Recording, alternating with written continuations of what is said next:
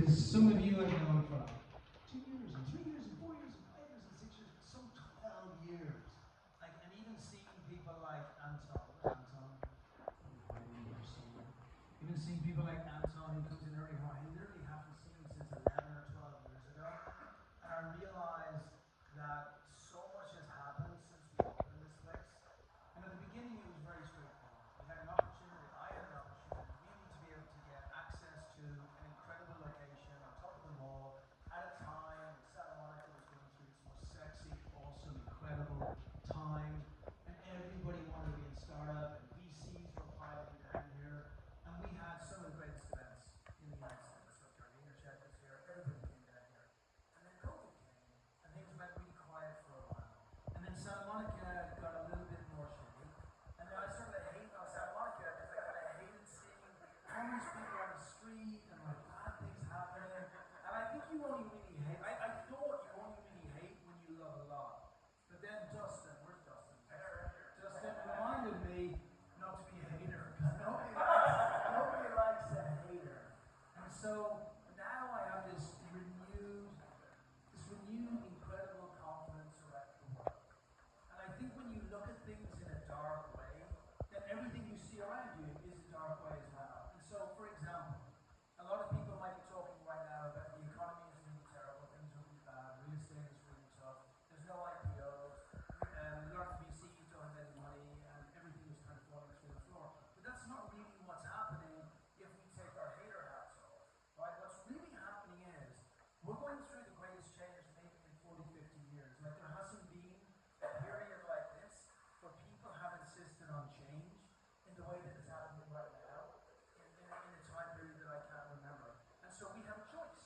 We can either sit and do the same things that we were doing before and say, yeah, this is really hard, it's really unfortunate, it's really unfair, and it's all like, woe is me. Or we can turn around and say that we're going to react to the change and we're going to do extraordinary things. And so we can even start with politics and look at what happened up in New York. And forget it's politics, but let's look at what happened. He gathered a community of people who got rid of the incumbents only based on community. That is tremendous change. Good change, bad change, it doesn't matter. That is change based on a person who embraced something entirely differently.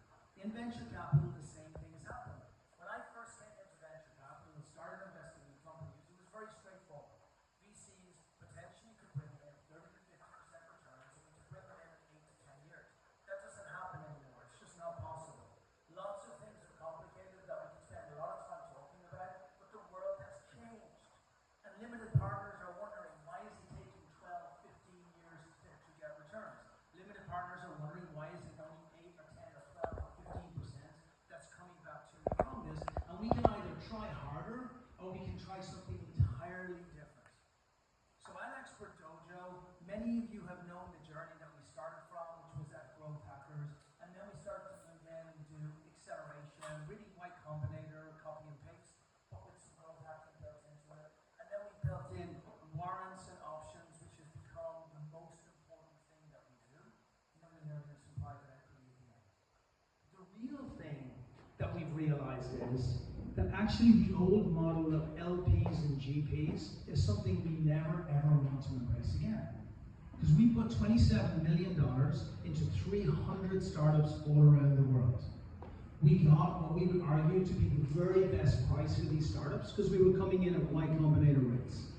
And then as soon as we did that, we started to notice our assets under management, which is kind of the measurement of a venture capital, started to really increase. And it went from the 26, 27 million that we put into it up to well over 100 million, with another 200 million looking very likely to come in within the next 2 years or so.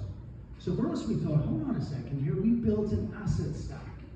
So why would we ever want to bring people in from the outside? We're getting companies at the lowest prices, we're then getting warrants that allows us to invest over $1 million within a 3-year period at a capped valuation of $10 million. Then we're getting to come in at private equity, and then we're getting to come in to Indian companies and bring them in overseas, which makes us more attractive, which means we're getting in cheaper again. And so all we need to do is not look on the outside, but build on the inside. So today I want to leave you, I don't want to spend a lot of time talking about this, I could spend hours, because I think it's fascinating, and I think we all need to look at the industries we're in, whether it's real estate, whether it's venture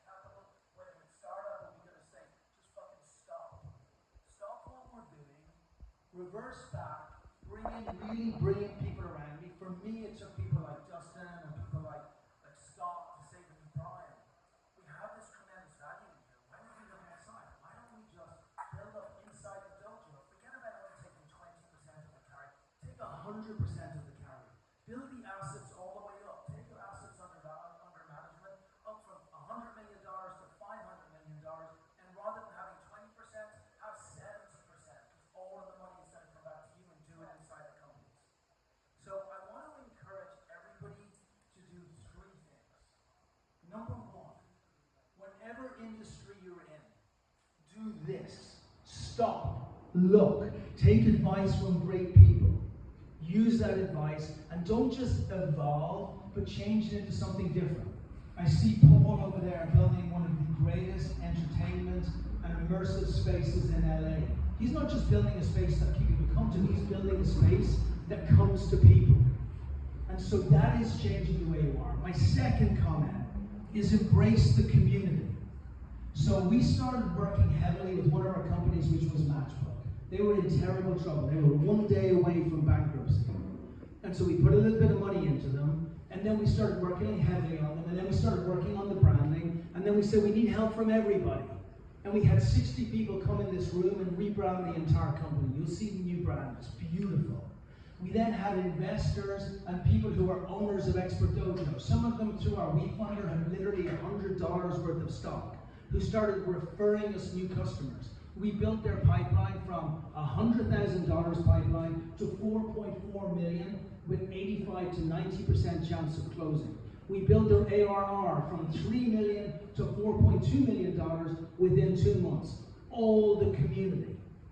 So my second help and suggestion, something that we've taken on board, is own the community.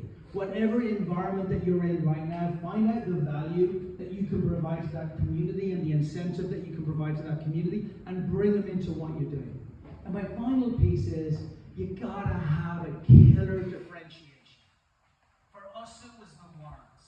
It was the fact that we were aligned and agreed with our companies, that we could say we have 3 years, and the more we get you over $10 million, the more money all of our shareholders make, and the more you make because you as a startup do something different. So whatever industries you're in, whatever you're doing, this is the greatest time that there has been in the last 10 years. Embrace it, take it in, and build the greatest company that you can ever build. That's all I got for you. And for anybody who would like to know more about Expert Dojo and what we're doing, shoot me over an email at Brian@Expert Dojo. Have a look at the WeFunder that we're putting together, and just embrace and share our mission to have 100,000 owners of Expert Dojo who are all supporting the growth of founders rather than venture capital.